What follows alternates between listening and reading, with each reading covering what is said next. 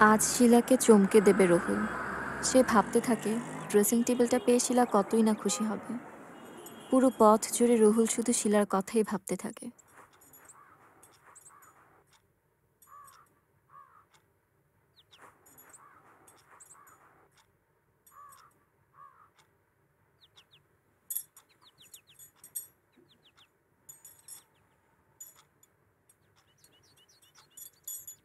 ভাবছি সামনের মাসে একটা ড্রেসিং টেবিল কিনবো।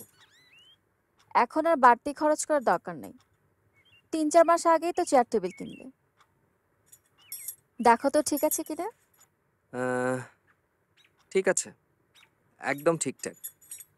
তাহলে আর ড্রেসিং টেবিল কেনার কি দরকার?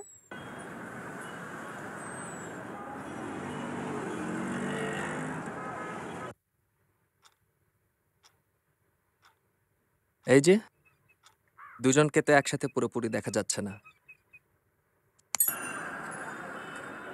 গত বছর জুলাই মাসে শিশু পরিবার কর্তৃপক্ষের উদ্যোগে শিলা ও রুহুলের বিয়ে হয়। এতিমদের বাবা মা না থাকলেও কোনো না কোনো আত্মীয় স্বজন থাকে, কিন্তু শিলার কেউ নেই। তাই শিলা শিশু পরিবার কর্তৃপক্ষের এই উদ্যোগ। দুজনেই বড় হয়েছে দুটি আলাদা শিশু পরিবারে।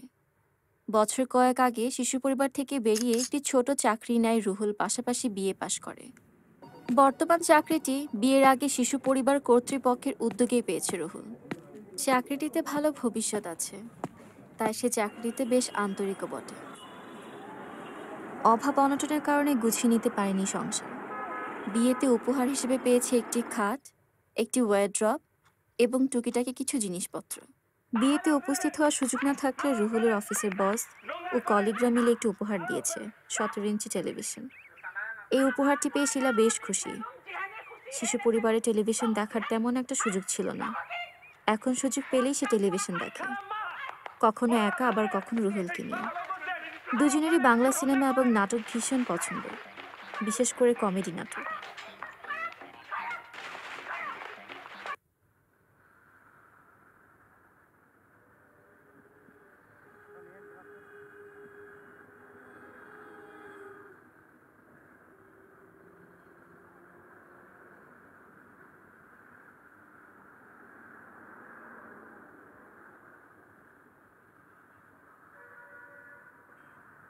আসেন স্যার, দেখেন কোনটা নেবেন। সবই সেগুন কাঠের। এটার দাম কত? 12,000 টাকা। নেন স্যার, টেকসই হবে। না, আর একটু দেখি।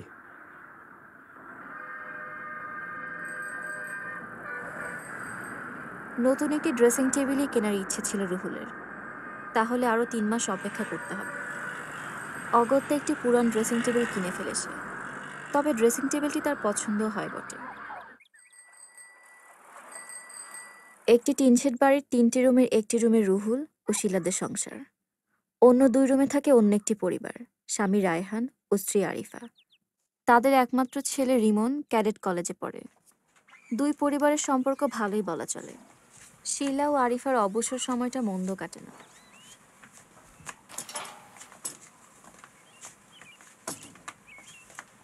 আস্তে দেখেন দেখেন, আস্তে আস্তে আস্তে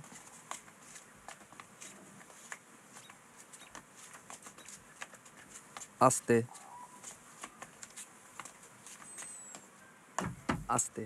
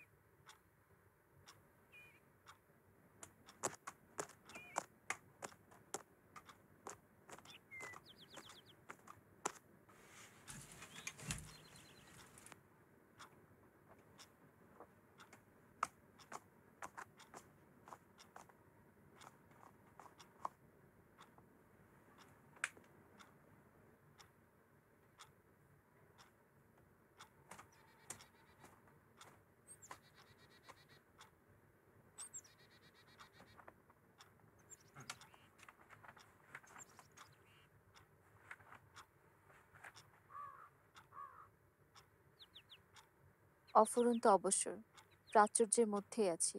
অনেক কিছুই আছে, আছে এক ভয়াবহ যন্ত্রণা। এই প্রাচুর্যের মধ্যে থাকা মানে এক হায়না লোভের কাছে বন্দী হয়ে থাকা। এমন হবার কি কথা ছিল? আছে এক ভয়াবহ যন্ত্রণা, হায়নার লোভের কাছে বন্দী হয়ে থাকা। থাক, অন্যের লেখা পড়া উচিত নয়। ভাই পরশুদিন যে ড্রেসিং টেবিলটা নিয়ে গেলাম ওইটার ভেতরে এই ডায়েরিটা ছিল।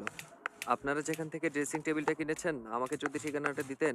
এই ড্রেসিং টেবিলটা আমরা কোনো বাড়ি থেকে কিনি নাই, এটা আমরা ব্রোকার থেকে কিনছি। তো ওই লটে ওইসব মালামালের মধ্যে এই ড্রেসিং টেবিলটাও আছে। ও, ওইখানকার যদি কোনো কন্ট্যাক্ট নাম্বার থাকে। একটু অপেক্ষা করে।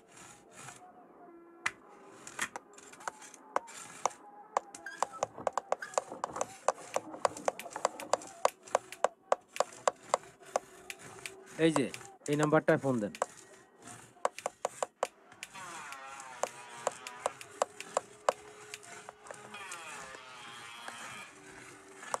রাখুন।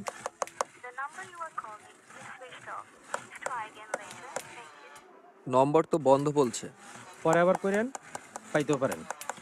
আচ্ছা ঠিক আছে, আর আপনার আমার ফোন নাম্বারটা রাখেন। আচ্ছা। উনি যদি আসে হ্যাঁ। তাহলে আমাকে একটা ফোন দিবেন।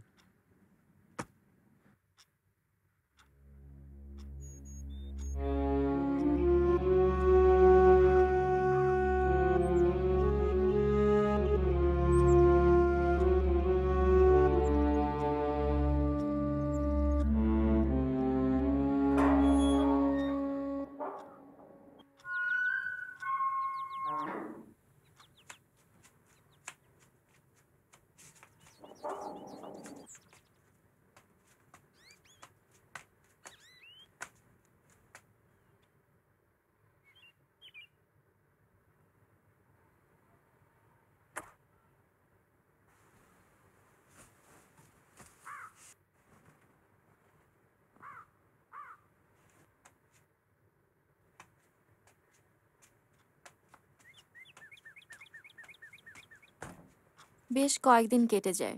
রুহুলের মোবাইলে কোনো ফোন আসেনি। ওরাও ভুলে যায় ডায়েরির কথা। এইটাই স্বাভাবিক। ড্রেসিং টেবিলের উপরে রাখা ডায়েরিটা ড্রেসিং টেবিলের ভিতরে রাখবো রাখবো করে রাখা হয়নি। অন্য সব প্রসাধনীর পাশেই পড়ে থাকে। প্রতিদিন কোনো না কোনো প্রসাধনী ব্যবহার করে শিলা, কিন্তু ডায়েরিটা থাকে অব্যবহৃত। তবে ডায়েরিতে লেখা আছে এক ভয়াবহ যন্ত্রণা। এই লাইনটি কয়েকবার মনে হয়েছে শিলার। কয়েক সেকেন্ডের জন্য এইটুকুই। শিলা ঘরে থাকতেই পছন্দ করে। বাইরে যাবার ব্যাপারে তার তেমন একটা আগ্রহ নেই। সবসময় সংসারে এ কাজ ও কাজ নিয়ে ব্যস্ত থাকে সে। রান্না সে ভালোই জানে। রুহুলের অনেক পরিতৃপ্তির মধ্যে এও এক পরিতৃপ্তি, তা হলো শিলার হাতের রান্না। সাজসজ্জার প্রতি তেমন একটা আগ্রহ না থাকলেও প্রতিদিন চোখে কাজল দেয়া যায়। চোখটা একটু আঁকতে না পারলে কোথায় যেন একটু স্বস্তি পায় না শিলা।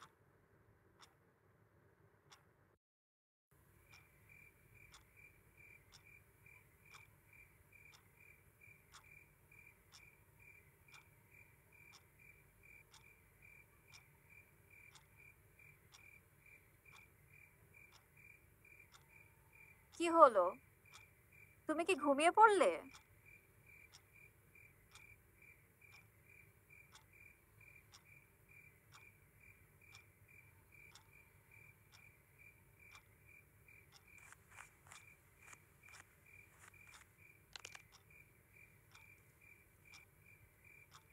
আছে এক ভয়াবহ যন্ত্রণা, হায়নার লোভের কাছে বন্দী হয়ে থাকা।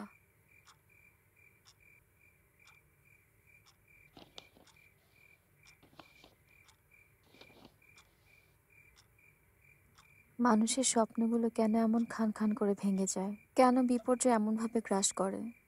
এ কি আমার অপরাধ? আমার অপরাধেই কি আজ এই বিপর্যয়? আর যদি কোনো অপরাধ করেও থাকি, এর ছায়া কি কোনোদিন শিলার গায়ে পড়বে? শিলা কোনো গল্প লিখেছে নাকি?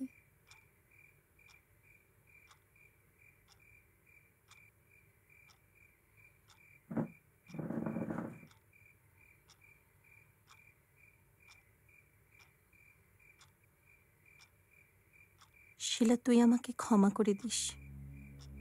বড় হয়ে বিশ্বাস করবি কিনা জানি না, আমাকে জালে আটকে ফেলা হয়েছে। আজ যা কিছু ঘটছে তা আমার মনের বিরুদ্ধে। কেন এসব লিখছি? কি হবে এসব লিখে? মনটা একটু হালকা হবে, নাকি যন্ত্রণা আরো বাড়বে? ভাবার শক্তিও আজ কেমন আমার লোপ পাচ্ছে।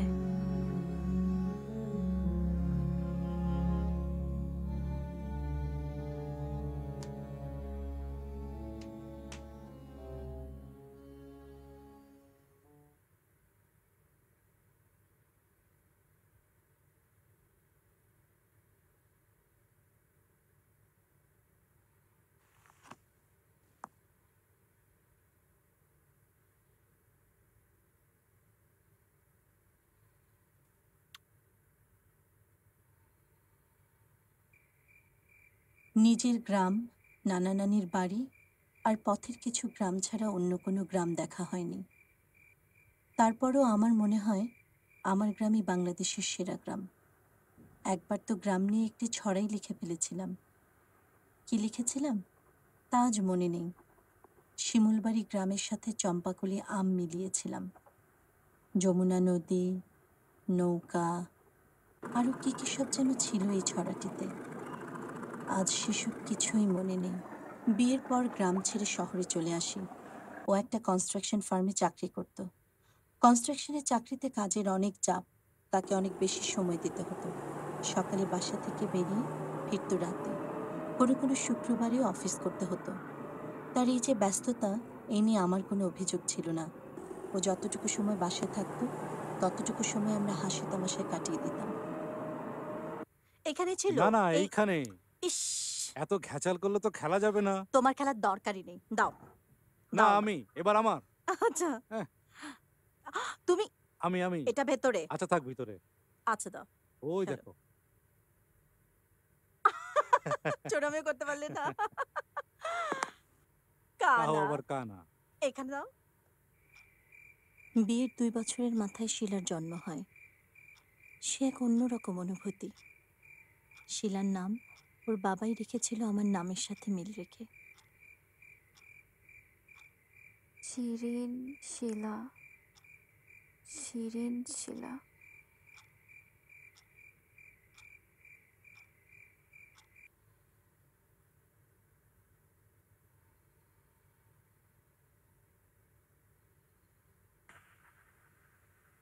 কিন্তু এই সুখ আমাদের বেশি দিন থাকে না। হৃদরোগে আক্রান্ত হয় শিলার বাবা। অনেক চেষ্টা করেও তাকে সুস্থ করা যায় না। 1 মাস মৃত্যুর সাথে লড়াই করে চিরবিদায় নেয়।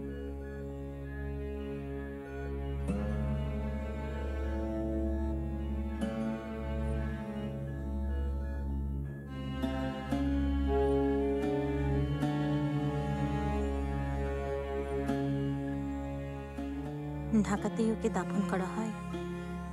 একটি মৃত্যু মানুষের জীবনকে যে কতটুকু ওলটপালট করে দিতে পারে তা শিলার বাবার মৃত্যুর পর বুঝেছি।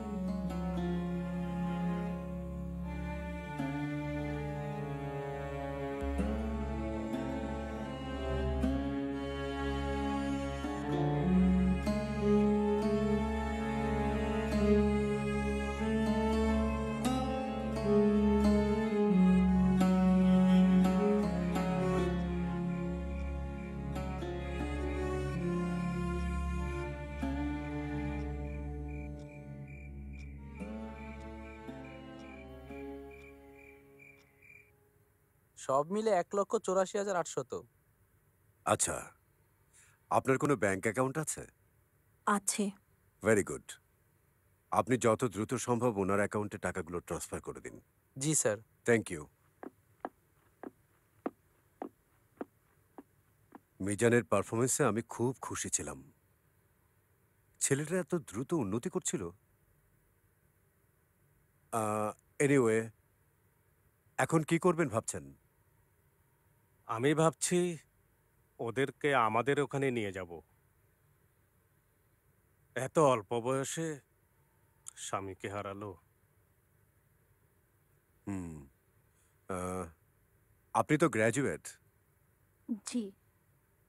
তাহলে আপনাকে আমি একটা অফার দিয়ে রাখছি। আপনার যদি কখনো মনে হয় আপনি জব করবেন, তাহলে আপনি আমার এখানে জয়েন করতে পারেন। মিজান প্রোডাকশন দেখতো, আপনি প্রোডাকশন দেখতে পারবেন না। আপনাকে আমি কোনো সুইটেবল জায়গায় বসিয়ে দেব। আবার যদি আপনি চান পার্ট টাইমও করতে পারেন। আমি একটা চাকরি খুঁজছিলাম, যদি আমার কথাটা ভাবতে পারেন। শিওর, আপনি এক কাজ করুন, সিভিটা জমা দিয়ে যান, আমি অবশ্যই দেখব। কি মামুনি, খাও, চকলেট খাও প্লিজ। অনেক ভেবেচিন্তে ঢাকাতেই থেকে যাবার সিদ্ধান্ত নেই। অন্যের আশ্রয়ে থাকার চাইতে নিজেই স্বাবলম্বী হবার কথা ভাবতে থাকি। এমডি সাহেবের প্রস্তাব গ্রহণ করে চাকরিটা নিয়ে ফেলি। শুরু হয় আমার নতুন জীবন।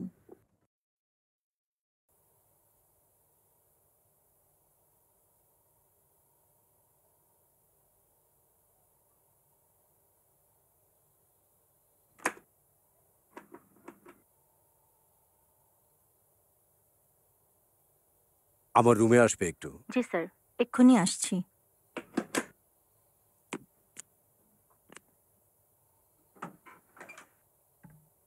এসো, বসো প্লিজ।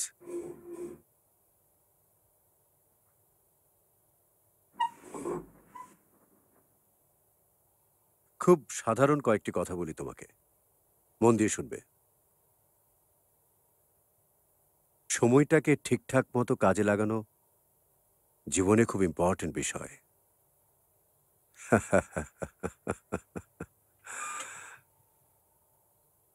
রেসের ঘোড়ার মতো সবাই ছুটছে সাকসেসের দিকে। সাকসেস কত দূর, এর এন্ড কোথায়, কেউ জানে না। অনেকেই ছুটতে গিয়ে ছিটকে পড়ছে, তারপরও ছুটছে। ছুটে চলার মধ্যেই আনন্দ। ছুটতে না পারলে, সামনে এগিয়ে যেতে না পারলে, জীবনটাই যেন ব্যর্থ, অর্থহীন।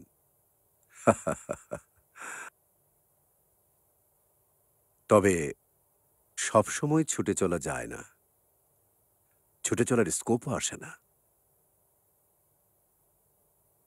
মানুষের জীবনে কিছু কিছু সময় আসে ছুটে চলার জন্য, সামনে এগিয়ে যাবার জন্য, সাফল্যের স্বাদ উপভোগ করার জন্য। আমি ঠিক স্যার। আমি কি বলতে চাচ্ছি সেটা বুঝতে পারছো না, এই তো? জি স্যার। আমি তোমার পারফরমেন্সে ভীষণ খুশি। খুব অল্প সময়ের মধ্যেই সবকিছু তুমি বুঝে উঠতে পেরেছো। Thank you sir. আমি তোমার মধ্যে অনেক দূর যাওয়ার সম্ভাবনা দেখতে পাচ্ছি। তাই তোমাকে আমি একটা নতুন দায়িত্ব দিতে চাই।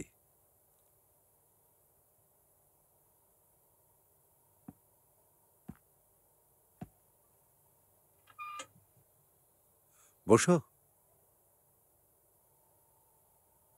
তুমি আর জেনারেল সেকশনে থাকবে না, এখন থেকে তুমি দেখবে বিজনেস প্রমোশন অ্যান্ড মার্কেটিং। বড় challenging job,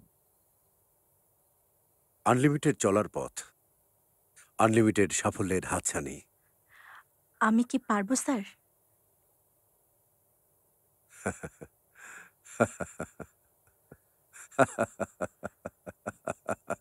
sorry sir. Congratulations. Thank you sir. এরপর থেকে আমার জীবনে দ্রুত পরিবর্তন ঘটতে থাকে। এমডি সাহেবই পরিবর্তন করে দেয়।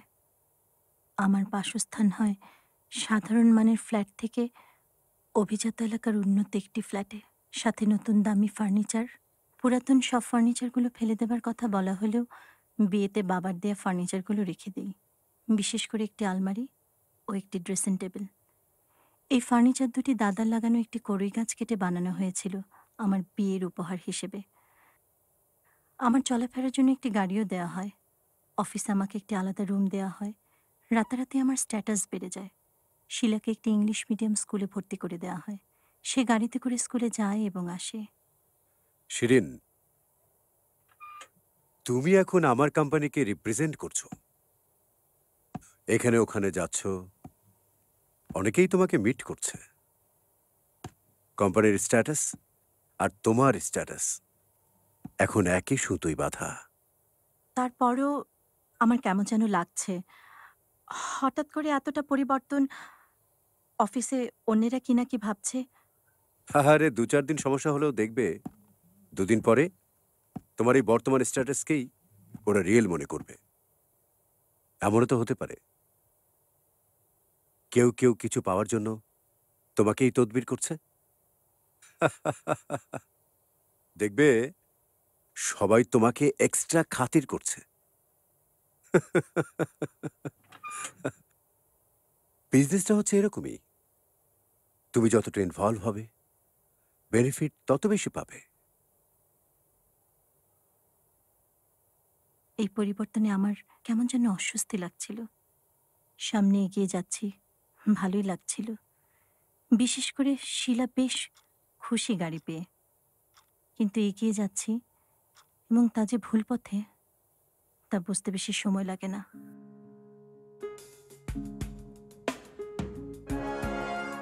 Sir, hello, good evening. Hi. Sir, আমার জানি কেমন যেন লাগছে। কিছু মনে করবেন না স্যার। হ্যালো আমার মাই মনে হয়- dear, how are hello. You? Nice to meet Nice. You. Nice Thank to you, meet sir. You. Have enjoy please. আমার মনে হয় আমার চলে যাওয়াই ভালো। প্রথম প্রথম একটু অসুবিধা হবে। It's a different society, new world for you.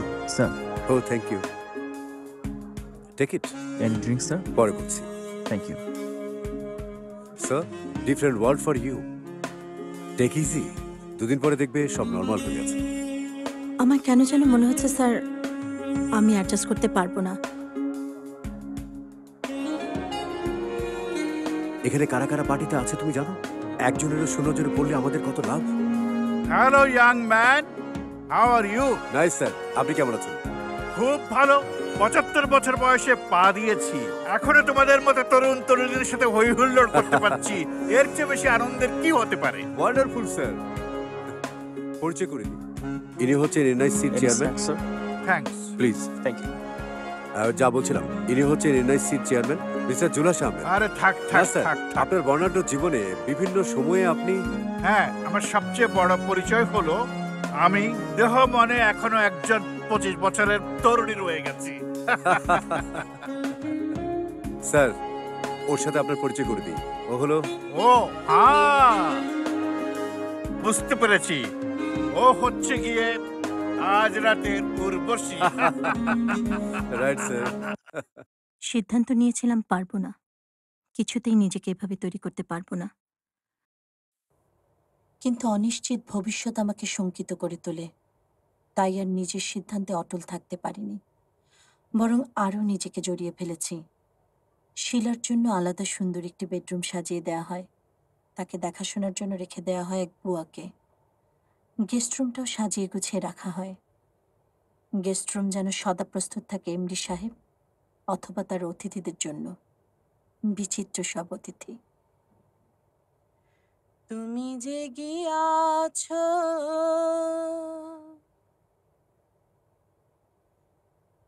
বকুল বিছানো পথে, তুমি যে গিয়াছ বকুল বিছানো পথে, নিয়ে গেছ হায় একটি কুসুম আমার কবরি হতে, নিয়ে গেছ হায় একটি কুসুম আমার কবরি হতে, তুমি যে গিয়াছ বকুল বিছানো পথে, তুমি যে গিয়াছ।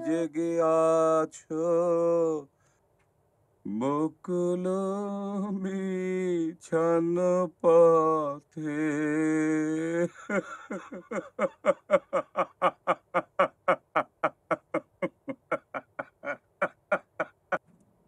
নিজেকে ভীষণ অসহায় লাগে।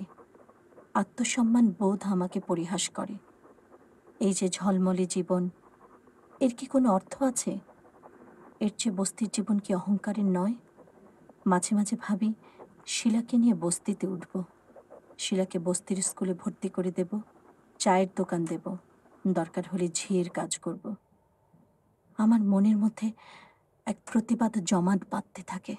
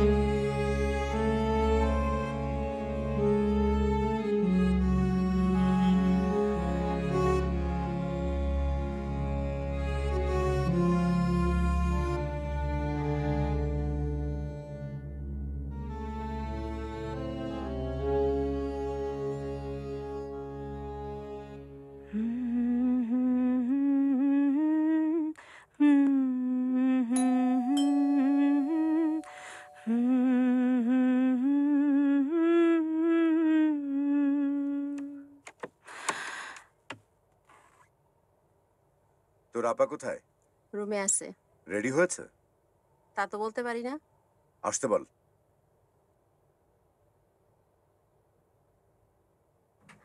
আপা সারাইছে আপনারে বলায়।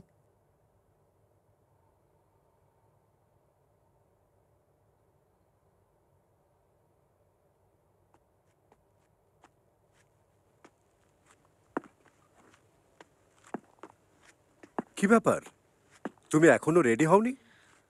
আপনাকে তো আমি বলেছি আজ আমি কোথাও যেতে চাই না।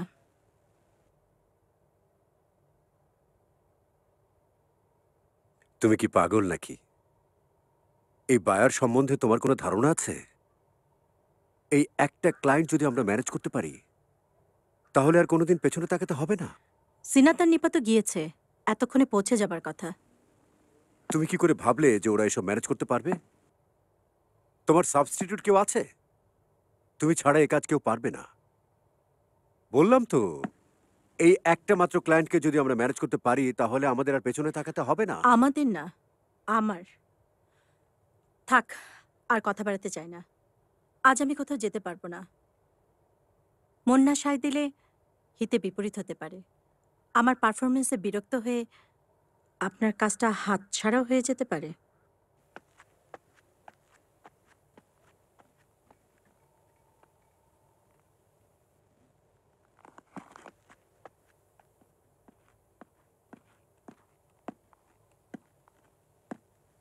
শো শিরিন, তোমাকে যেতেই হবে। আমি তোমাকে আধা ঘন্টা সময় দিচ্ছি, এর মধ্যে রেডি হয়ে এসো। বললাম তো আমি যাব না। আপনি অনর্থক সময় নষ্ট করছেন। কি বললে? যাবে না? যাবে না তুমি? এসো, এসো বলছি। ছাড়ুন আজ লেবু আমাকে। পেয়েছো? আমি বলেছি যাবে আপনাকে না। আমি যাব না। আপনি জোর করলেও তোমাকে আমি যেতেই যাব না। হবে। ক্লায়েন্ট বসে আছে, ছাড়ুন আমাকে। সহ্যের একটা সীমা আছে। যাও, রেডি হও।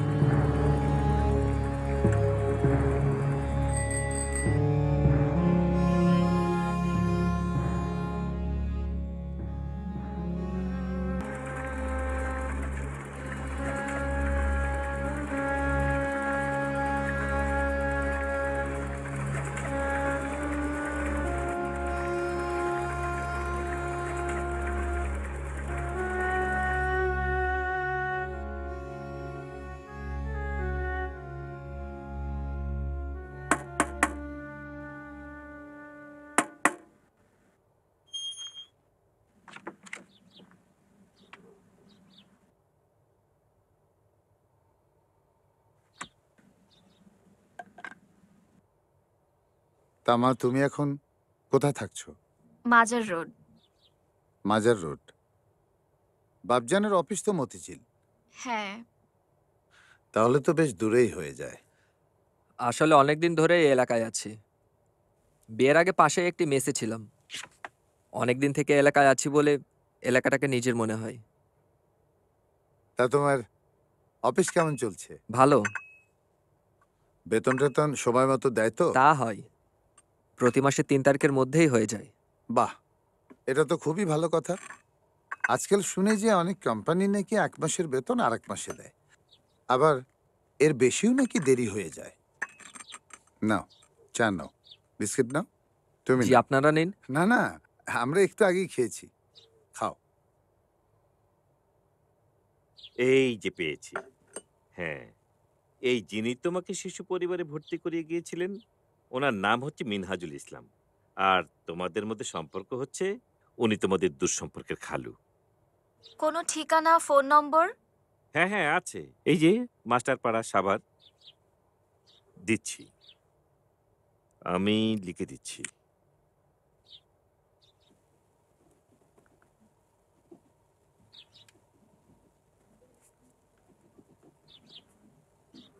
এই নাও।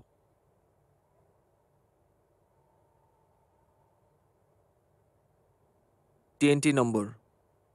তখন তো অনেকে মোবাইল ফোন ইউজ করতো না, একবার ফোন করেই দেখো।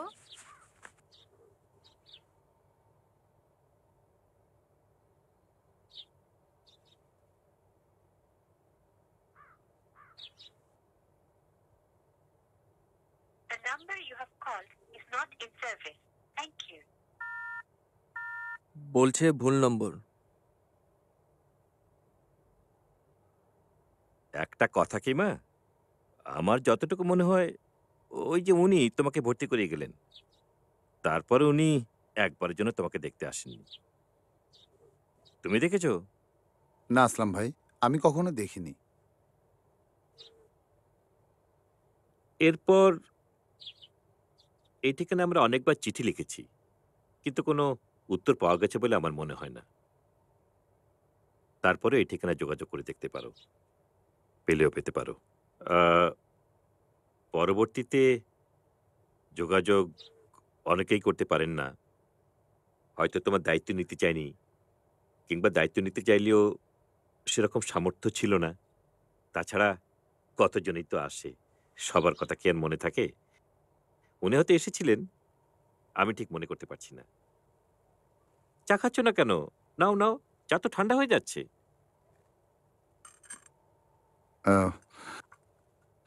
কখনো যদি এখানে বেড়াতে আসতে ইচ্ছে করে তোমাদের, চলে এসো, কেমন?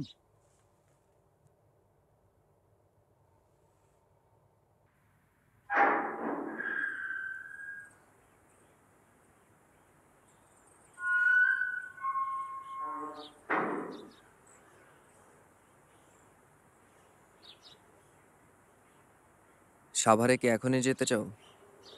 তুমি কি বলো? সাভার কাছেই, চলো ঘুরে আসি। পাবো তো ওনাকে? গিয়ে দেখি।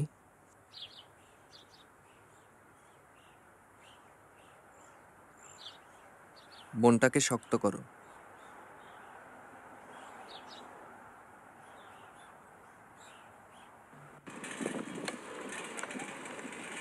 মিনহাজুল ইসলামকে খুঁজে পায় না ওরা।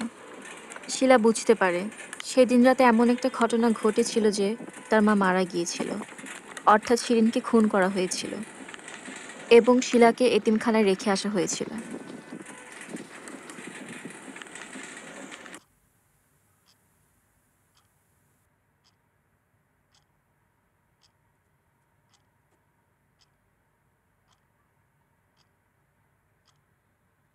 শিলা ডায়েরির পাতা উল্টিয়ে আরো কিছু তথ্য অনুসন্ধান করার চেষ্টা করে, যা তার মায়ের ঠিকানা খুঁজে পেতে সাহায্য করবে।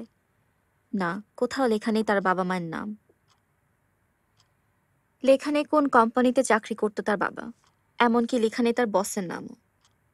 শিলা তার মার নাম শিরিন সুলতানা, বাবার নাম মিজানুর রহমান তা জানে স্কুল কলেজের সার্টিফিকেট থেকে।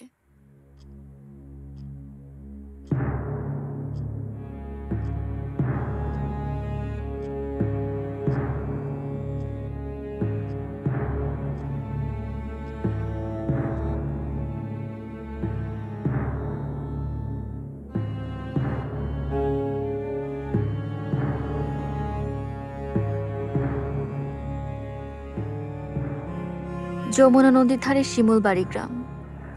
বিশাল যমুনা নদীর ধারে কত গ্রামই না আছে, থাকতে পারে একাধিক শিমুলবাড়ি।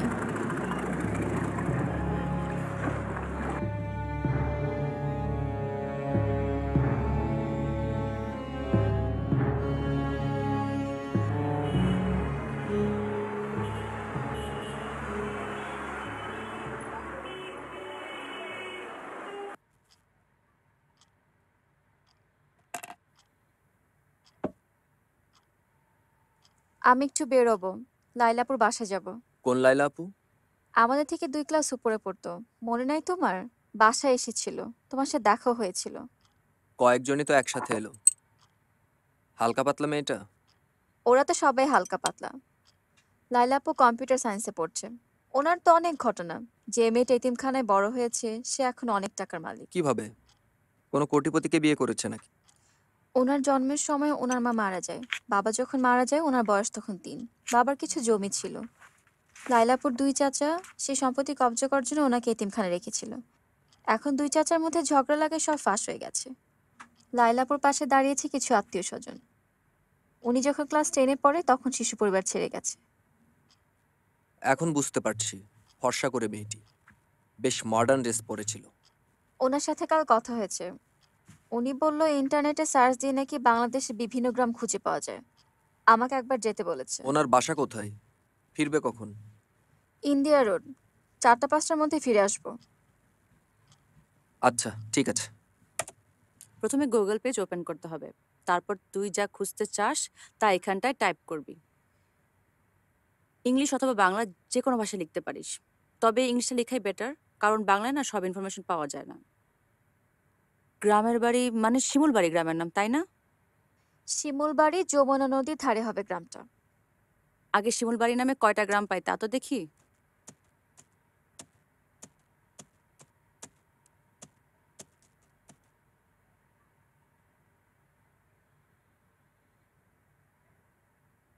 এক কাজ করি, শিমুলবাড়ির আগে একটা ভিলেজ লিখি।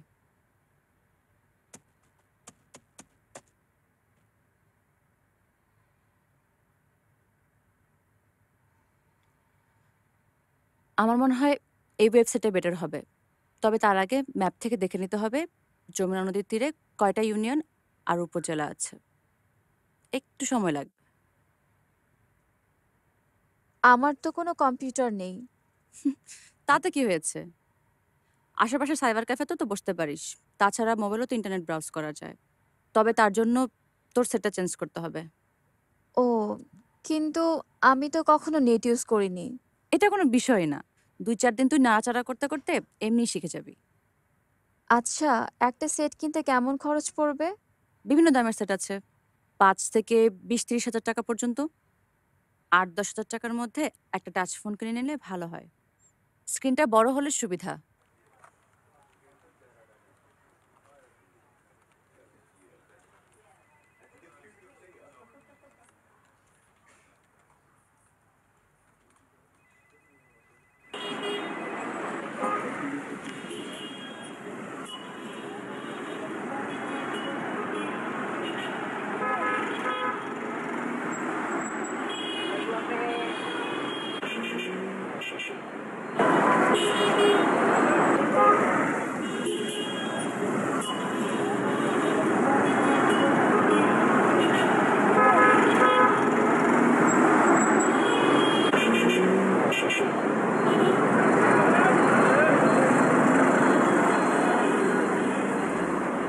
বিশেষ কোনো কারণ ছাড়া বের হতো না শিলা। ছোট একটি গণ্ডির মধ্যেই তৈরি করে নিয়েছিল তার জগৎ। নিজেকে নিয়েই থাকা, শিশু পরিবারে থাকতে সে সেভাবেই তাকে তৈরি করে নিয়েছিল। ঢাকা শহর যে এত বড় তার জানাই ছিল না। হাজার হাজার গাড়ি, লাখ লাখ মানুষ দিক বিদিক ছুটে চলছে, যেদিকে তাকায় সেদিকেই শুধু ছুটে চলা।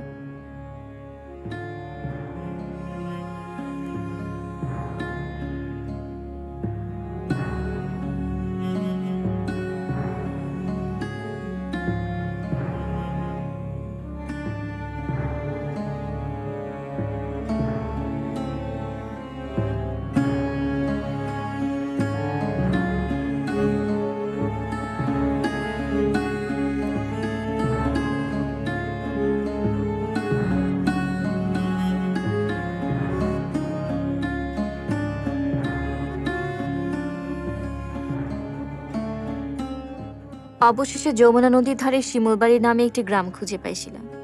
গ্রামটি সিরাজগঞ্জ জেলার কাজীপুর উপজেলায়। রুহেলকে নিয়ে শিমুলবাড়ির উদ্দেশ্যে রওনা দেয়। এক ধরনের উত্তেজনা কাজ করে শিলার মনে, পাশাপাশি সংশয়। এই শিমুলবাড়ি কি সেই শিমুলবাড়ি? মাকে কি খুঁজে পাবে সে?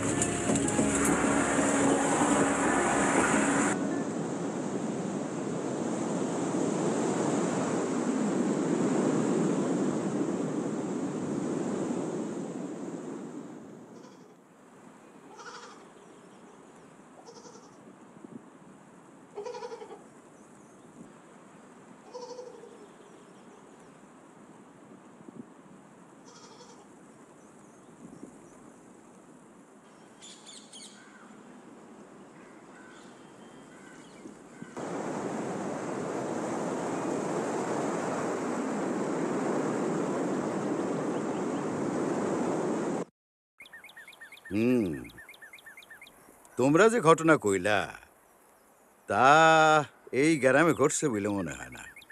ধরো আমাদের পরিবারের ৩ জন, গ্রামের ৩ জন বিয়ার পর থেকে শহরে থাকে।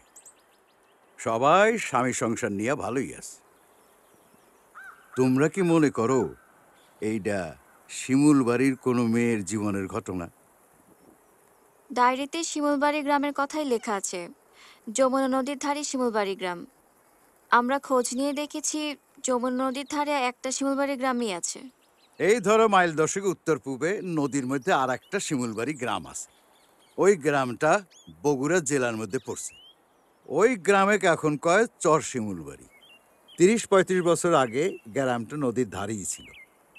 নদীর ভাঙনে গ্রামটা নদীর মধ্যে বিলীন হয়ে গেল। বছর ৩ আগে চর জাগছে। আবার কেউ কেউ ওইখানে বসতিও শুরু করছে। আমার তো মনে হয় এই শিমুলবাড়ি হবে। আচ্ছা, ৩৫ বছর আগে কি এই গ্রাম নদীর ধারে ছিল? আরে না, ৩৫ বছর আগে তো নদী ওই মাইল 4 ফাঁকে আছিল পূব দিকে। তাহলে ওই শিমুলবাড়িই হবে, কারণ ডায়েরিতে যে শিমুলবাড়ির কথা লেখা আছে তা অন্তত ৩৫ বছর আগের কথা। তখন তো এই শিমুলবাড়ি না, ওই শিমুলবাড়ি নদীর ধারে ছিল। আচ্ছা, ওই শিমুলবাড়িতে যাব কিভাবে? প্রথমে স্কুলের মাঠ থেকে ভ্যানে যাইবা নাটাইয়ের পাড়া ঘাট, সেখান থেকে নৌকায় যাইতে হইব। কইবা চর শিমুলবাড়ি যামু, কিন্তু এখন তো বর্ষাকাল, মনে হয় চর জায়গা নাই। মানুষজন কে কোথায় গেছে কে জানে।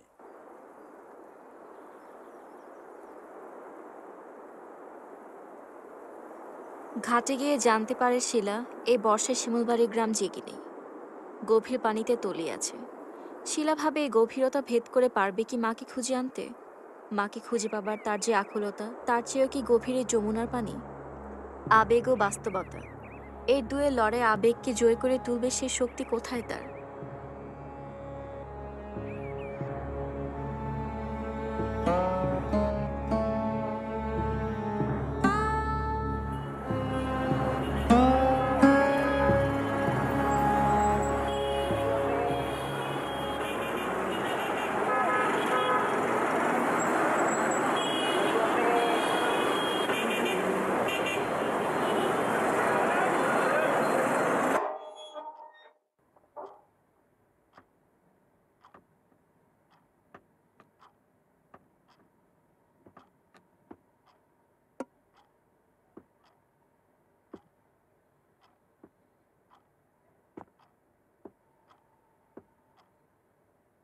গোসল করে নাও, ভালো লাগবে। তোমার খুব কষ্ট হয়েছে না?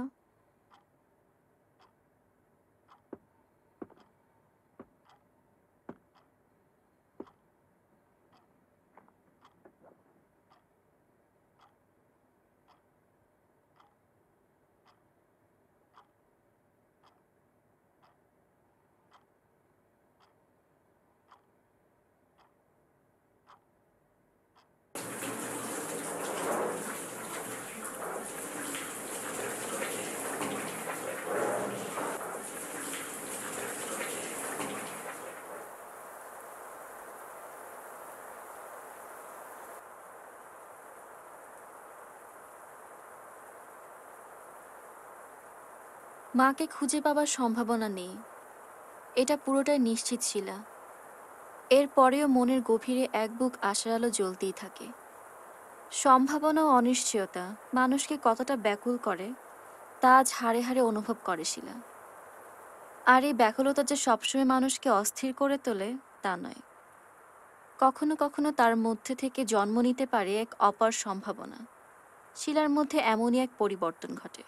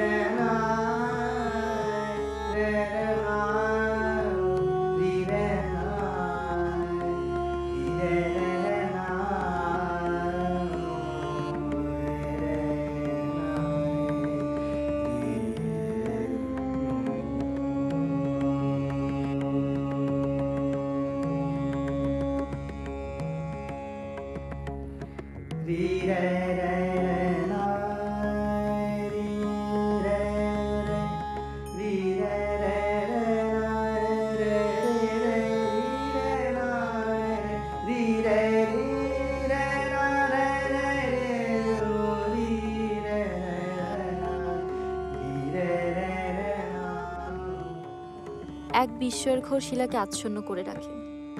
নতুন এক জগতে নিজেকে আবিষ্কার করে সে, নিজের মধ্যে অনুভব করে নতুন এক সত্তা।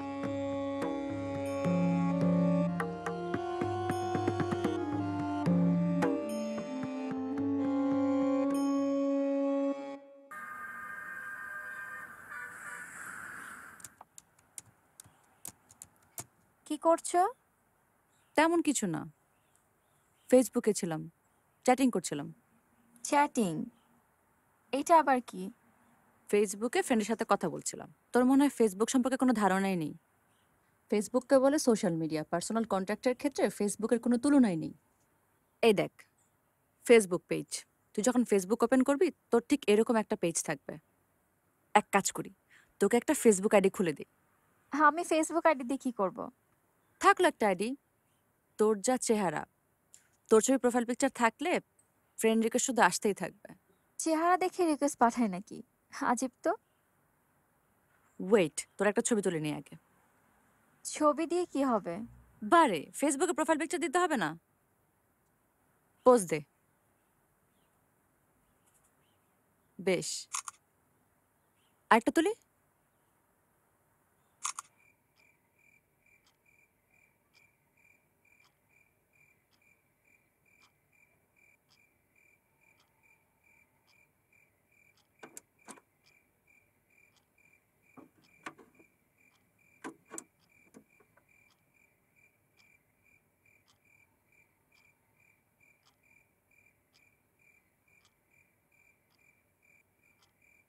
কি হলো, তুমি ঘুমাবে না? না, আমার একটু দেরি হবে, তুমি ঘুমিয়ে পড়ো।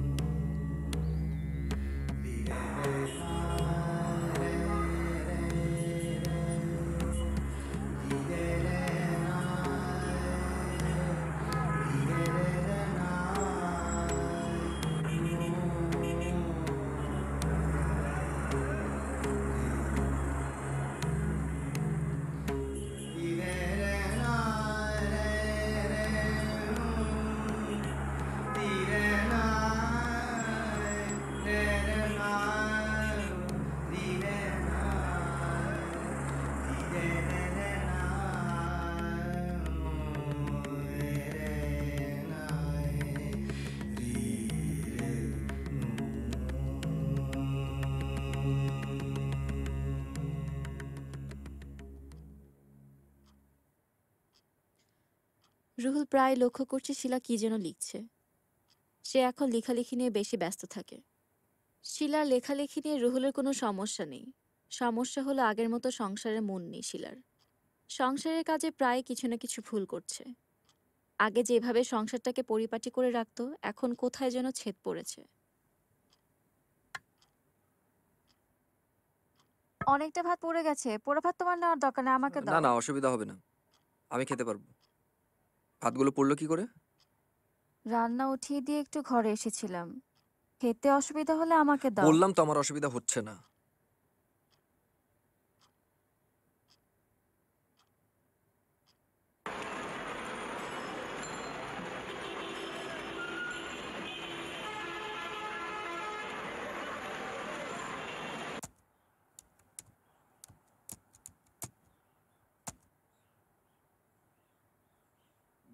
বাহ! ৩ দিনে ৮২টা ফ্রেন্ড রিকোয়েস্ট। Not bad. আমি কি এই ফ্রেন্ড রিকোয়েস্ট কনফার্ম করব? করতে পারিস, তবে বেছে বেছে করাটাই ভালো। আমি কি করে বুঝবো কাকে কনফার্ম করা উচিত, কাকে কনফার্ম করা উচিত না? নতুন নতুন তো তোর কিছু ফ্রেন্ড হওয়া দরকার। তুই এক কাজ কর, যাদের প্রোফাইলে ছবি আছে তাদেরকে অ্যাকসেপ্ট কর। ওকে। এই নে, এখানে কনফার্ম বাটনে ক্লিক কর। কর।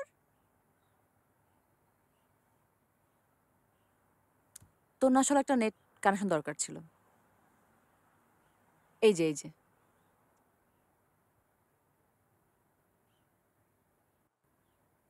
আচ্ছা, তুই ক্লিক করতে থাক, আমি আসছি।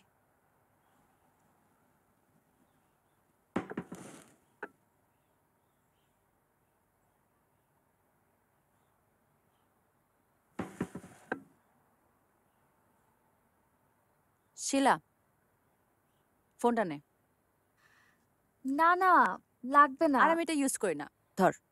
তারপরেও পড়ে পড়ে নষ্ট হয়ে যাচ্ছিল, তুই কাজে লাগাতে পারবি। আচ্ছা ঠিক আছে, এই ফোনটার দাম ধর ৩,০০০ টাকা। তুই আমার কাছ থেকে বাকিতে কিনে নে। তো যখন টাকা পয়সা হবে আমাকে দিয়ে দিবি, হয়ে গেল। নে, ইউজ কর।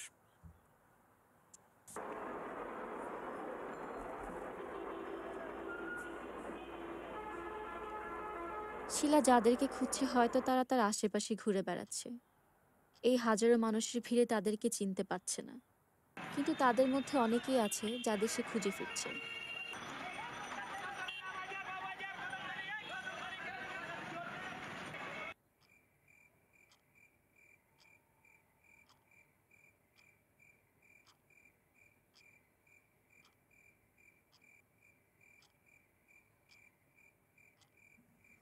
ঘুমাচ্ছ না যে?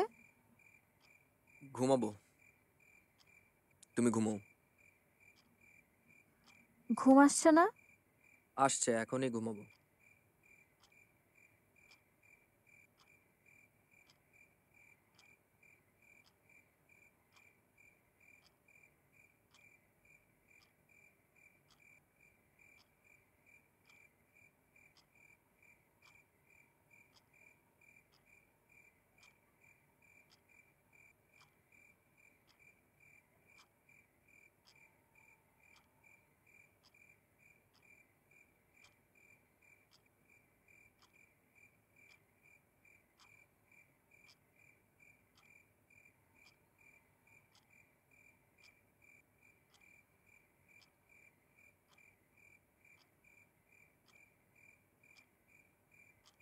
শিলার মায়ের ডায়েরিটা পড়েনি রুহুল। অন্যের ডায়েরি পড়া ঠিক হবে না, অনেক ব্যক্তিগত বিষয় থাকতে পারে, এমনটাই ভেবেছে সে। কিন্তু আজ ডায়েরিটা পড়ার কথা ভাবছে। কি লেখা আছে ডায়েরিতে? কেন শিলার এত পরিবর্তন?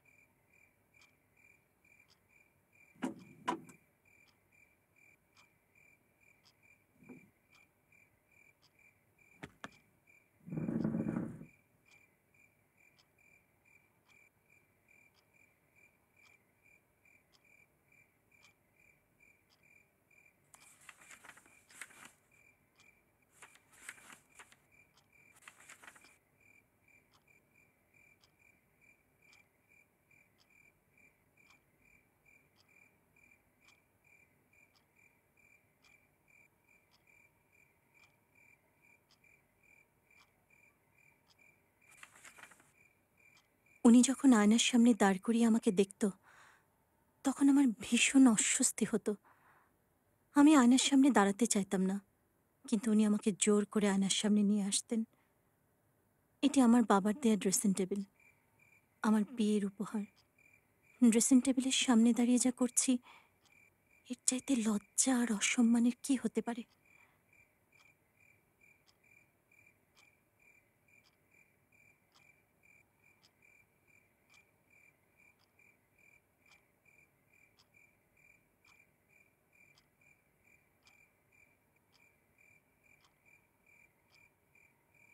ডায়েরিটা পড়ার পর শিলার লেখা পড়তে থাকে রুহুল।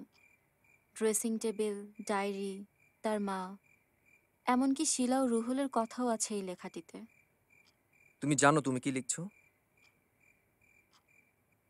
হ্যাঁ। তুমি জানো? অদ্ভুত। তুমি জেনে শুনে এসব লিখছো?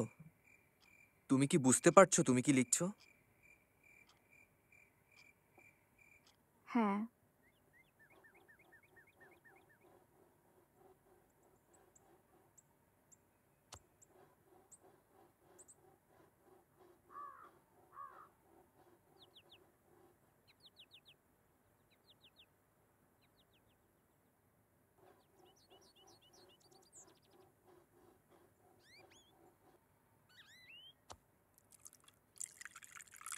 তোমার বোধহয় রাতে ভালো ঘুম হয় নাই।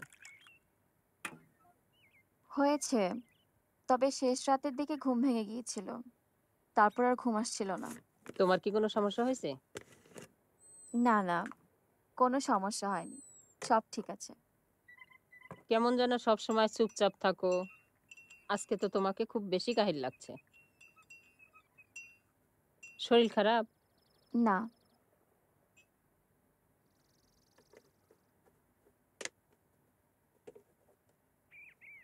দেখো, সংসার করতে গেলে টুকটাক সমস্যা হয়, আবার ঠিকও হয়ে যায়। তুমি ছোট, যদি কখনো কোনো কথা আমাকে বলতে ইচ্ছে করে বলো। ঠিক আছে, বলবো। আমি তোমাকে আবারও বলছি, তুমি যা লিখছো তা আর লিখবে না। আমি বুঝতে পারছি না তুমি আমাকে লিখতে কেন নিষেধ করছো। আমি কেন আমার অতীতের ঘটনাগুলো লিখতে পারবো না? কারণ এ ধরনের অতীত লেখা যায় না, লেখা উচিত না। ভদ্রভাবে বললে এটা তোমার আমার জন্য কখনোই সম্মান বয়ে আনবে না। যারা এতিমখানায় বড় হয়, তাদের অতীত যে সম্মানজনক হবে না বা গৌরবের হবে না, এটাই স্বাভাবিক। তাই বলে কি আমি আমার অতীত ভুলে যাব? ভুলে যাবে কেন? আর চাইলেও ভুলতে পারবে না। কিন্তু এটা জনে জনে জানাতে হবে কেন? আমি জনে জনে জানাচ্ছি কোথায়? তুমি একটা গল্প লিখছো, এই গল্পে তুমি, আমি, তোমার মা সবাই চরিত্র হচ্ছি। 2 দিন পরে তো আবার বইয়ে বের করবে। এখানে বই বের করার কথা আসছে কেন? কিছু লিখলে কি সেটা বই বেরোবে নাকি? আর আমি কি কোনো স্বনামধন্য লেখক যার লেখা বের করার জন্য সব প্রকাশকরা বসে আছে? আগে ঘরেই থাকতে, সংসার ছিল তোমার স্বপ্ন, ধ্যান। আর এখন সারাদিন এখানে এখানে ঘুরে বেড়াচ্ছ, মোবাইলে ফেসবুকে চ্যাটিং করছো, লেখালেখি নিয়ে ব্যস্ত, কাপড় ধুতে বললে ভুলে যাচ্ছ, তরকারিতে ঝাল লবণ ঠিক মতো হচ্ছে না। আমি এখন এত সব কথা বলতে পারবো না, আমার অফিসের সময় হয়ে গেছে।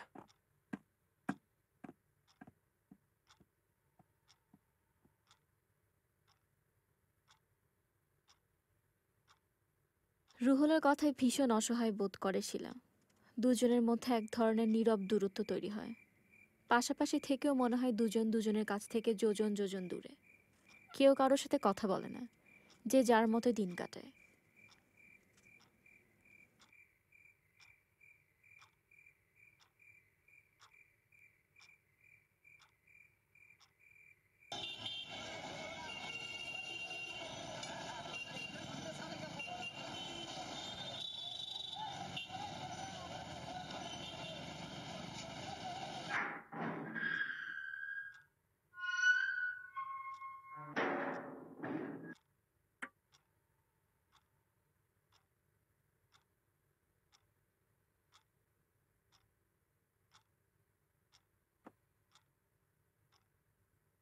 চলো, খাবে এখন?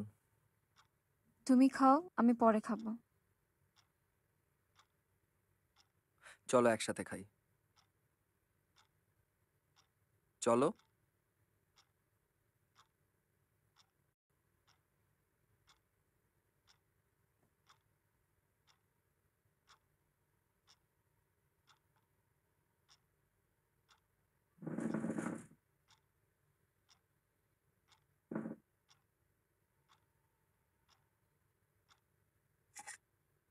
সেদিন আমি তোমাকে এভাবে বলতে চাইনি। তুমি একবার ভেবে দেখো, এই বিষয়গুলো যদি কেউ একবার জেনে যায়, তাহলে আমাদেরকে কি চোখে দেখবে? আমরা সাধারণ ঘরের মানুষ, সংসারের সুখটাই আমাদের কাছে আসল। আর যা অতীত, তা টেনে এনে কেন আমরা আমাদের সংসারের জটিলতা বাড়াবো? ভেবে দেখো। একটা বিষয় ভেবে দেখো, এতদিন পরে আমাদের ঘরে ড্রেসিং টেবিলটা আসার কোনো কারণ ছিল না। আর এত বছর ধরে ড্রেসিং টেবিলের মধ্যে ডায়েরিটাই বা থাকবে কেন? এটা কি একেবারেই অর্থহীন? আমি তো আমার মাকে ভুলে গিয়েছিলাম। এতদিন পরে কেনই ড্রেসিং টেবিলটা পেলাম?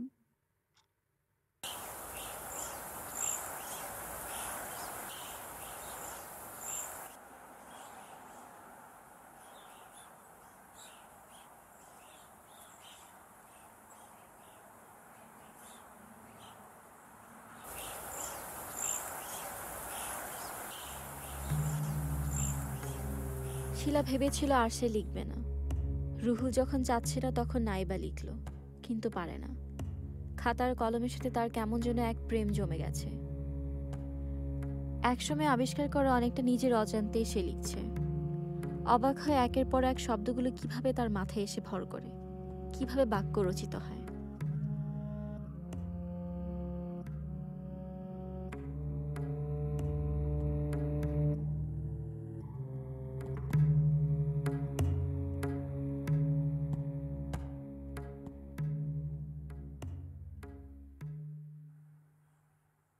আচ্ছা, অনেকেই তো অনেক কথা লিখে, অনেক ছবি দেয়।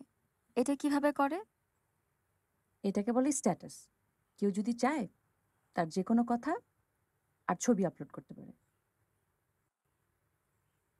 আমি কি আমার কথাগুলা ফেসবুকে দিতে পারবো? এই যেমন আমি আমার মাকে খুঁজছি। ভালো বলেছিস তো, দিয়ে দে। তোর অবশ্য বেশি ফ্রেন্ড নেই, তাতে কোনো সমস্যা নেই, আমি শেয়ার করব। আমার ফ্রেন্ডদেরকেও বলবো যাতে ওরা শেয়ার করে। কি লিখবি তুই? আমি প্রথমে ড্রেসিং টেবিলের ছবিটা দিতে চাই, এরপর লিখতে চাই। ছবি আছে? হ্যাঁ, আছে মোবাইলে। দেখি তো।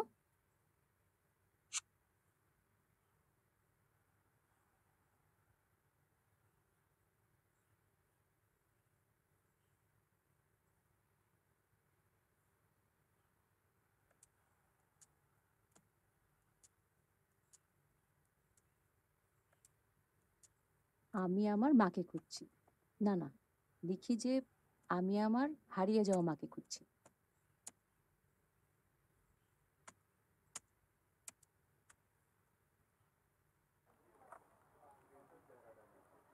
রুহুল, তোমাকে অনেক হ্যান্ডসাম লাগছে। আমাকে স্যার? তোমার ছবিতে। আমার ছবি কোথায় দেখলেন স্যার? ফেসবুকে। তোমার গিন্নি তো ফেসবুকে ছবি দিয়ে একদম ভরিয়ে দিয়েছে। ফেসবুকে? আসো, দেখে যাও।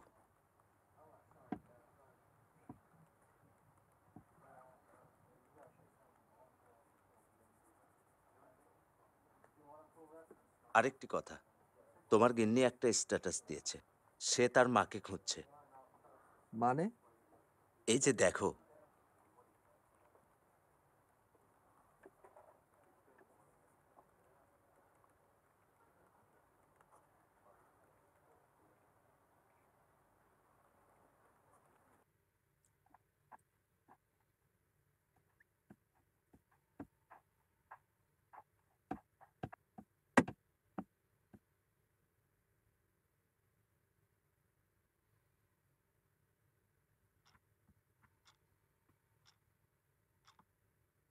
কি ব্যাপার, তুমি এত তাড়াতাড়ি এলে যে? তুমি আমার কথাটা রাখলে না। কি কথা রাখলাম না? তোমাকে বলেছিলাম অতীত নিয়ে ঘাটাঘাটি না করতে, অথচ তুমি ফেসবুকে সব প্রকাশ করলে, রাজ্যের মানুষকে জানান দিলে। আমি তো এমন কিছুই লিখিনি যার জন্য তুমি আমার সাথে এমনভাবে কথা বলছো। এরপর রেডিও টেলিভিশনে হারানোর বিজ্ঞাপন দাও। শিরিন নামের মহিলা হারানো গেছে, ছিমছাম গরনের, গায়ের রং ফর্সা। তুমি সংযত হয়ে কথা বলো। তুমি বুঝতে পারছো তুমি কি বলছো? পারছি, এবং যা বলছি ঠিকই বলছি। কেন বুঝতে পারছো না? ভদ্রভাবে বললে তোমার মায়ের জীবন একটা রক্ষিতার জীবন, আর অভদ্রভাবে বললে বলো, আর কি বলতে চাও? আমার মা পতিতা, এই তো? ছি। শিলা, আমার নামের নাম। ড্রেসিং টেবিলটা তো আমি আমার মাকে হারিয়েছি যখন আমার বয়স 6 বছর। এরপর এতিমখানায় বড় হয়েছি। মাকে প্রায় ভুলে গিয়েছিলাম, কিন্তু গত মাসে কেনা পুরাতন একটি ড্রেসিং টেবিলের ভেতরে মার লেখা একটি ডায়েরি পেয়ে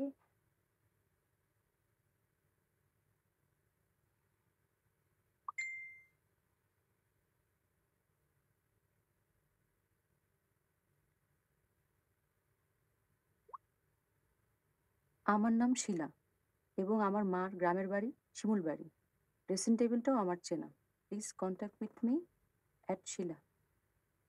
এটা আবার কোন শিলা?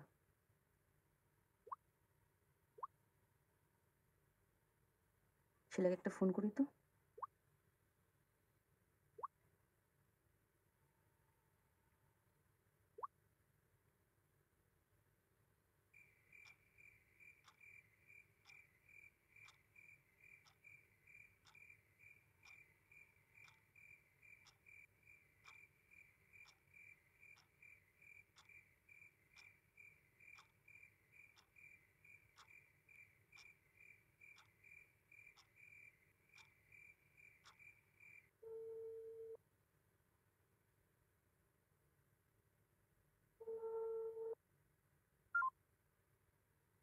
শিলা তো ফোন ধরলো না। কি করা যায়? মেয়েটাকে আমি ইনবক্স করি।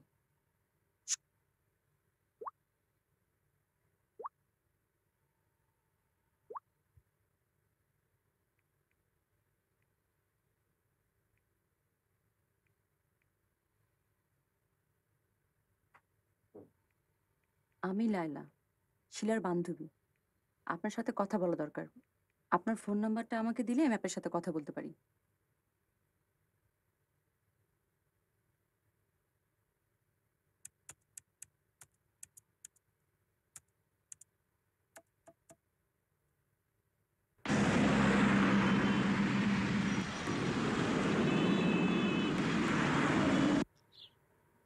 মানে?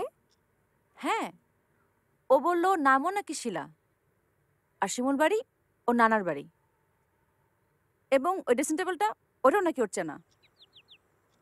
ড্রেসিং টেবিল চেনা? হ্যাঁ, তুই তোর স্ট্যাটাসটা গিয়ে দেখ, ওইখানে ও কমেন্ট করেছে আজকে তোর বাসা আসতে চাচ্ছিল। আজকে আসতে বলবো? 1 মিনিট। লায়লা আপা একজনকে নিয়ে আসতে চাচ্ছে। ওই মেয়েটার নামও শিলা এবং নানার বাড়ি শিমুর বাড়ি। ও নাকি ড্রেসিং টেবিলটাও চেনে। তুমি কি একটু তাড়াতাড়ি ফিরতে পারবে? তাহলে বিকেলে আসতে বলবো। আমি এসে কি করব? প্লিজ তুমি লাঞ্চের পর চলে আসো। আমি তাহলে ওদেরকে বিকেলে আসতে বলি। এখনই তো কিছু বলতে পারবো না, আগে অফিসে যাই, অফিসের পরিস্থিতি বুঝে তারপর জানাবো। লায়লা আপু, শোনো, আমি 11টার দিকে কনফার্ম করছি। এক কাজ করো না, ওকে সন্ধ্যায় আসতে বলো। না রে, আমি সন্ধ্যায় আসতে পারবো না, রাতে আমার একটা দাওয়াত আছে। দুপুরের দিকে হলে আমার জন্য সুবিধা হতো। এক কাজ করি, আমি তোর নাম্বারটা ওকে দিয়ে দিচ্ছি, আর ওর নাম্বারটা তোকে সেন্ড করছি। তোরা দুজন ফোনে কথা বলে ঠিক করে ফেল। ওর কথা আমি টাসকি খেয়ে গেছি। বললো ড্রেসিং টেবিলটা ওর মায়ের। কি? আমাকে ফোনেও তাই বললো, এই ড্রেসিং টেবিলটা ওর মায়ের। সামনাসামনি দেখা হোক, তখন বোঝা যাবে ও সত্য বলছে নাকি ফ্রড।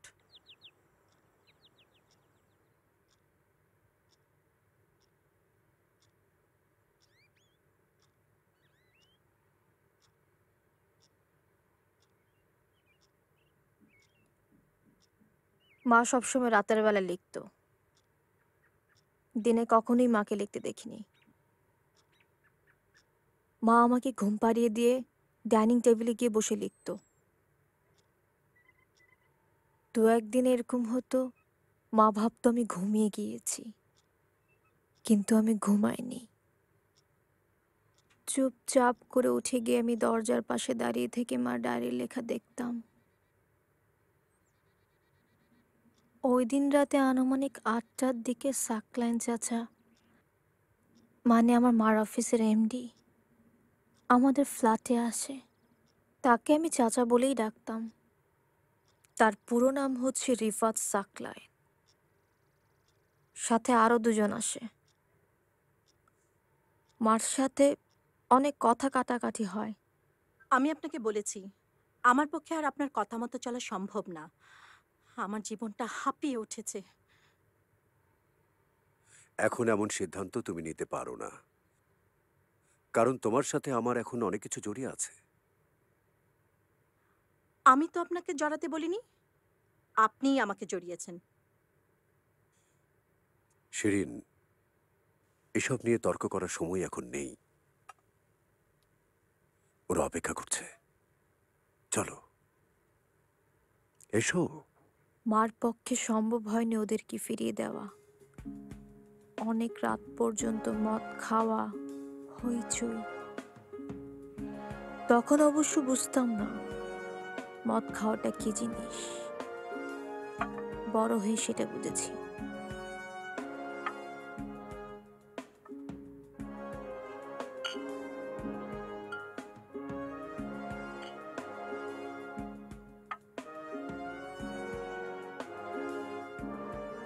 এরপর শেষ রাতে আমার ঘুম ভেঙে যায়। আমার ভয় ভয় লাগে। আমি উঠে গিয়ে দরজা দাঁড়িয়ে দেখি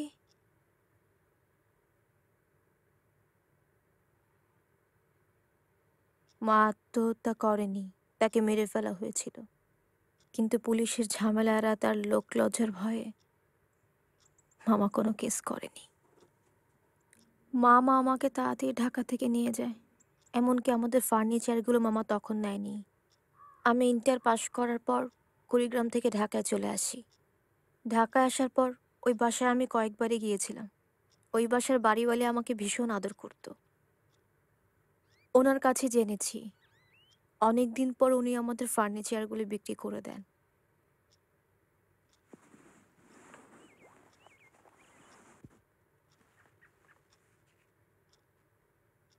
এই দেখুন আমাদের ছবি।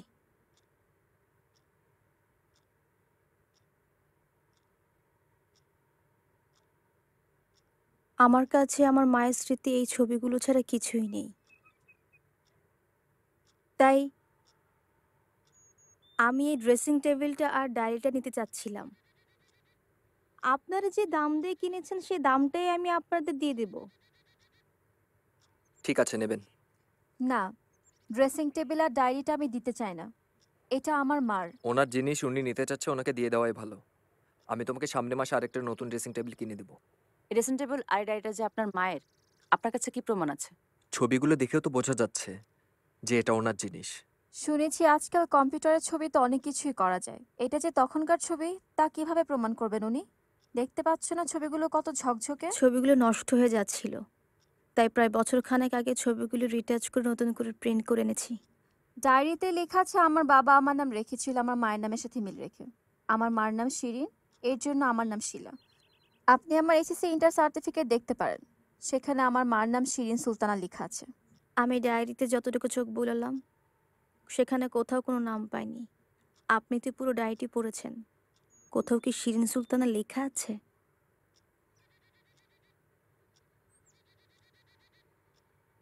না।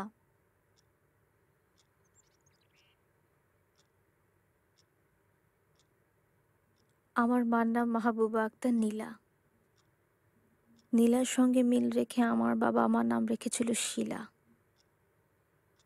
সাধারণত ডলির মেয়ের নাম মলি হয়, ডলির মেয়ের নাম ডায়না হয় না।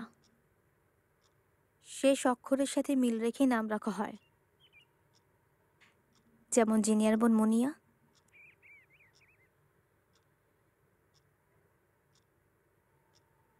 আমি আপনার মনের অবস্থা বুঝতে পারছি, কিন্তু প্লিজ আপনি আমাকে না করবেন না।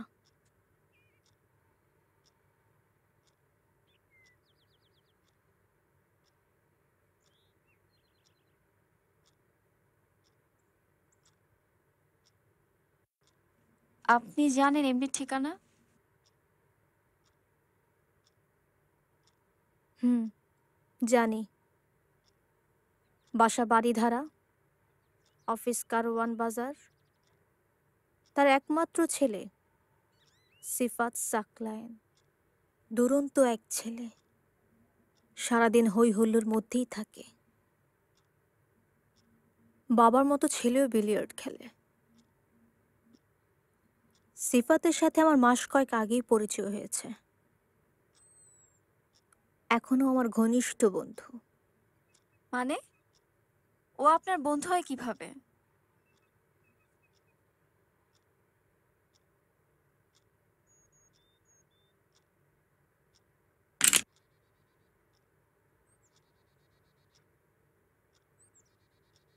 এই চাকুটা নতুন এবং অনেক ধারালো। এটা আমি সব সময় আমার কাছে রাখি।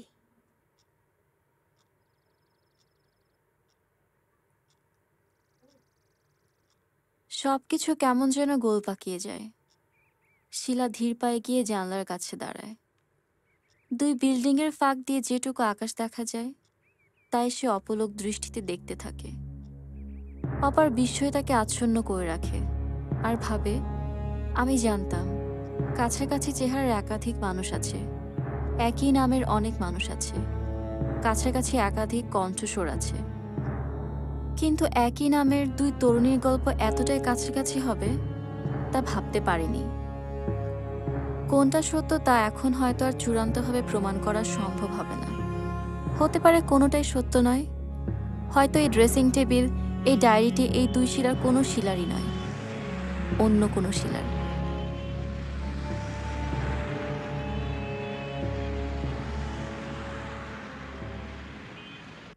তোমাকে আবারও বলছি, তুমি যা লিখছো তা লিখবে না। আমি বুঝতে পারছি না তুমি কেন আমাকে লিখতে নিষেধ করছো। কেন আমি আমার অতীতের ঘটনাগুলো লিখতে পারবো না? কারণ এ ধরনের অতীত লেখা যায় না, এ ধরনের অতীত লেখা উচিত না। ভদ্রভাবে বললে, এ লেখা তোমার আমার জন্য সম্মান বয়ে আনবে না। যারা এতিমখানায় বড় হয়েছে তাদের অতীত যে সম্মানের বা গৌরবের হবে না, এটাই স্বাভাবিক। তাই বলে আমি আমার অতীত ভুলে যাব?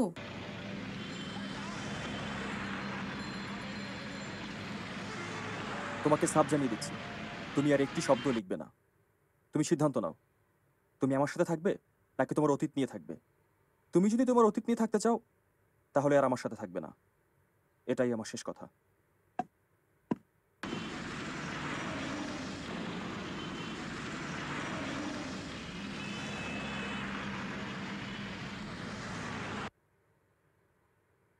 অনেক ভেবে দেখলাম তোমার কথা আমার পক্ষে মেনে নেওয়া সম্ভব নয়, তাই আমি চলে যাচ্ছি। ভালো থেকো।